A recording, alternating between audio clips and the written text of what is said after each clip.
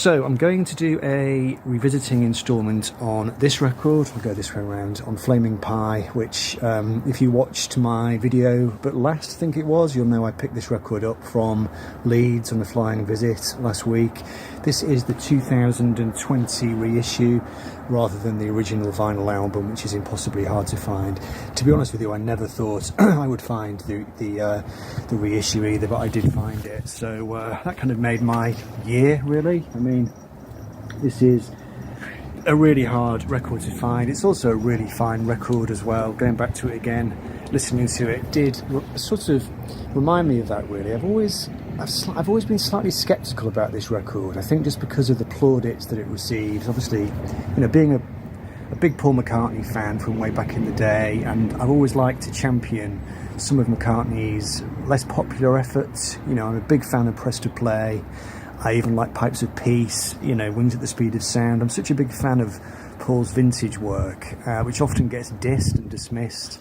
And then an album like Flaming Pie, which obviously came out much later, came out in May 1997, and everybody loved it. And to this day, it's often extolled as one of McCartney's greatest records. And I've always been a bit sceptical about that. I always thought it was a bit too long. A couple of tracks here and there that I wasn't so keen on. But it's just that thing that always happens when you finally get a record on record and you listen to it, and it's a really nice pressing, and it also reconnects you with the music anyway. So you end up, I tend to find that things go up in my estimation, and that is definitely what's happened with this. Listening to it again, I've got a very particular memory of this record coming out because I was at a Doctor Who convention at the time in Manchester, in a hotel, staying there with my friend David Chandler. We were there, and David was a Doctor Who fan, is a Doctor Who fan, but he's also a big Beatles fan, a big McCartney fan.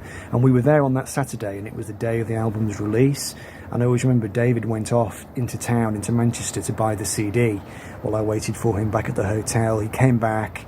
We sat and listened to it. We must have had a CD player in the hotel room, I don't quite remember, but we both sat and listened to Flaming Pie for the first time in this hotel bedroom while at a Doctor Who convention. The place was full of Doctor Who stars and fans, of course, so that's always stuck in my mind, you know, and we enjoyed it. We both enjoyed it. I certainly enjoyed it. I think it was only later years when I became aware that the record had attained this almost sort of godlike status, really, in McCartney's pantheon, that I was a little bit...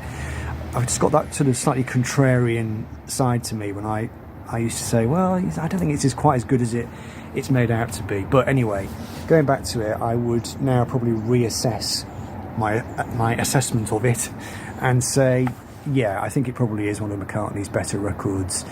So, history-wise, this came out in May 1997. It was his first record that he'd made since the Beatles anthology, and really it was him coming off the back of the anthology, really.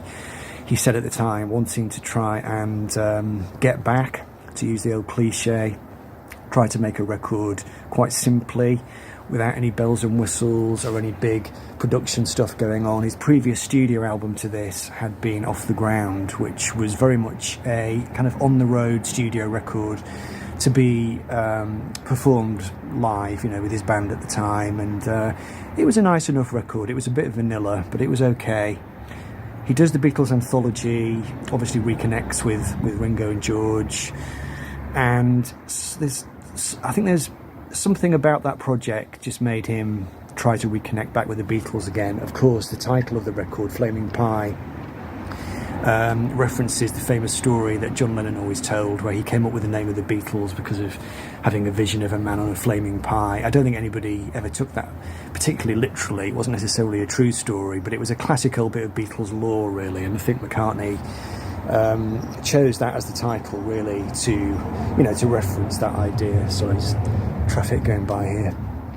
So I think what this record, I think where this record scores really is its lack of production bells and whistles. It's one of McCartney's more natural sounding records. It does connect back really to things like McCartney and maybe Band on the Run to an extent. Band on the Run wasn't a highly produced record. There was a certain rootsiness to it, I suppose, which this record certainly has. There were some tracks that were produced by Lynne. I think there were about 6 or 7 songs produced by Jeff Lynne. And Jeff Lynne, of course, has a very distinctive production sound, which is very famous, infamous.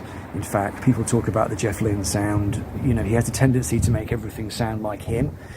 And McCartney, I think, was very well aware of that. He was the final of the living Beatles to work with Jeff Lynne. Jeff had worked with George Harrison, of course, most of all, with Cloud 9 and the Wilburys, and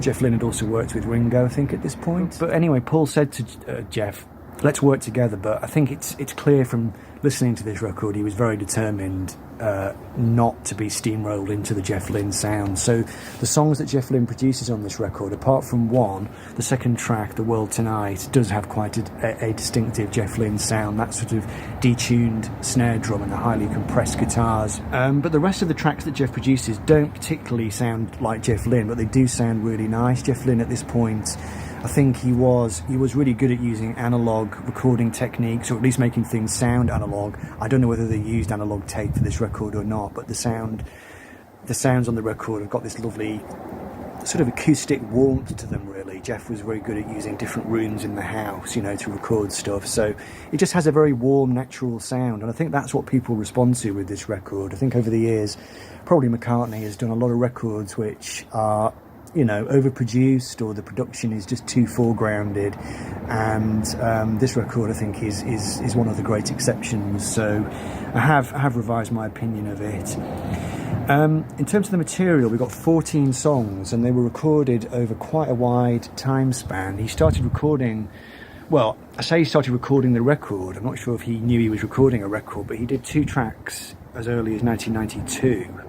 Those 2 being Calico Skies, which is an absolutely beautiful acoustic guitar and vocal piece, really, really lovely tune, wonderful. And then Great Day at the end, he recorded that in 92 as well, and I think that's one of McCartney's best, I'm going to say latter day McCartney tracks. There's been so many McCartney albums since this, I still think of this as a latter day Paul album, but I suppose it's not really in a way. But Great Day, which closes the album, I think, again, is a really natural, really warm sounding track, really great tune, sounds fantastic. So those 2 songs, 1992, and then he did some more recording sessions, I think, during 95, and then did some more recording sessions in 97, not long before the record came out. So there were 3 phases in the recording of the record. So even though he'd said originally he wanted to just, I think his phrase was, let's not sweat, let's just release an album, in the end he ended up actually, you know, spending quite a lot of time on it. But even so, I think there's a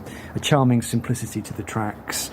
He did a few tracks with Steve Miller, reconnecting with Steve Miller. McCartney had first become friends with Steve Miller in the 60s. There was that famous incident after a fraught Beatles business meeting in about 1968, I think, when all the other Beatles had stormed off in a huff, left McCartney in the studio, and McCartney walked down the hall, and Steve Miller was in the adjoining studio, and they ended up doing a track together, quite impromptu.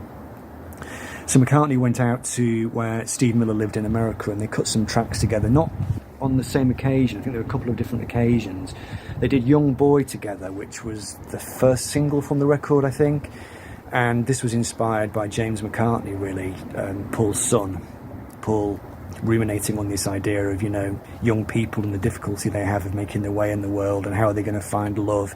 It's quite a sort of charming song, really, quite low key, with a really nice tune. And Steve Miller does some really excellent lead guitar on there. I think a really good combination. Paul on drums. In fact, Paul plays drums all the way through this record. The other 2 tracks that he did with Steve Miller, I was never that keen on back in the day, but actually hearing them on record, they sound really good. They're really crunchy.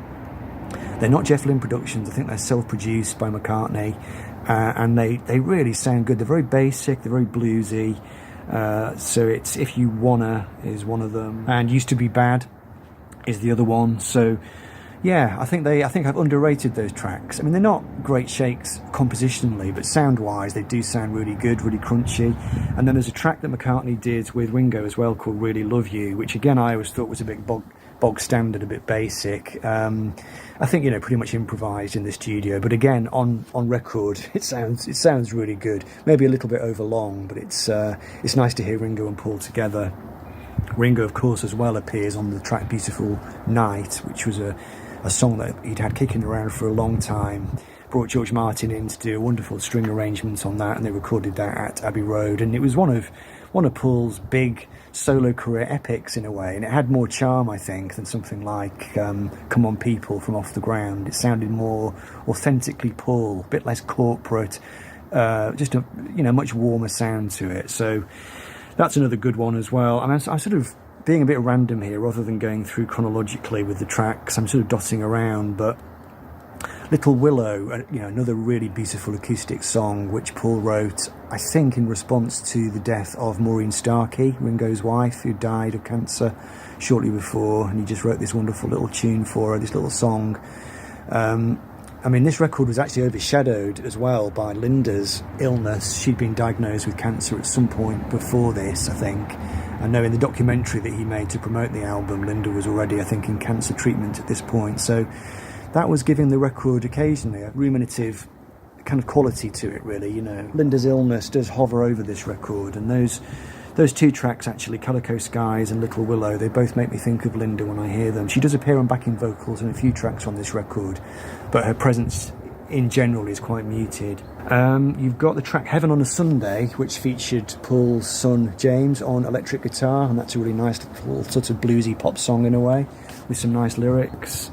You've got the Jeff Lynne song I mentioned, The World Tonight, and also Flaming Pie, the title track, which was produced by Jeff Lynne as well. It's a bit of a kind of pounding boogie piano kind of piece, good fun. No great shakes as a song really, but it's a kind of nice spirited performance, I suppose. Souvenir has got a bit of a kind of gospel flavour to it, really. Quite a diverse album, this, really, just in terms of the range of stuff that he covers. Sorry, I'm just cutting in here because I did miss a song out. The opening song, which is called The Song We Were Singing, I think that's a really lovely tune as well. It evokes the 1960s, when McCartney would go to these various parties and end up, sat on the floor, stoned, talking to people about philosophy and the meaning of life, and he references that quite explicitly in the song. It's a really nice lyric, and it keeps coming back to this idea of it always came back to the song we were singing at any particular time. I think it's a really charming piece, and it's one of McCartney's rare excursions, I suppose, into autobiography. So I'm pleased that I didn't forget that one. Just a quick mention as well, because I didn't mention the lyrics to The World Tonight as well, which I think are really clever. That line, I go back so far, I'm in front of me. McCartney's lyrics were not always top drawer, and there are certain records, I think, where his lyrical inspiration seems to be flowing nicely, and I'd say on this record that is certainly the case. So yes, anyway, that's the end of the cut-in. Yeah, I mean, just really interesting to hear it on record.